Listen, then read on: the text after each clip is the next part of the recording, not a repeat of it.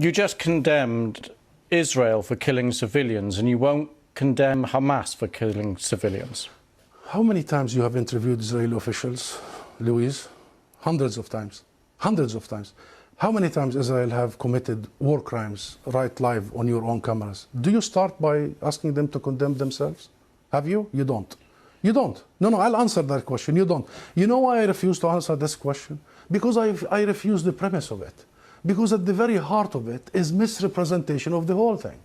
Because it's the Palestinians that are always expected to condemn themselves, as opposed to this business by BBC and the mainstream media for 75 years. You bring us here whenever there are Israelis who are killed. Did you bring me here when many Palestinians in the West Bank, more than 200 over the last few months?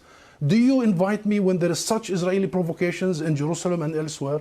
Because what Israelis have seen, which we started by saying tragic, the last 48 hours, the Palestinians see every day for the last 50 years. You know the situation in Gaza, you've just described it. This is the biggest open-air prison. Those people, 2 million, have been taken hostage by Israel for the last 16 years. So I'm saying this just to say, Louise, perhaps this is about time we abandon this rhetoric, very dangerous, this framework, and we start giving people the real ugly truth sometimes.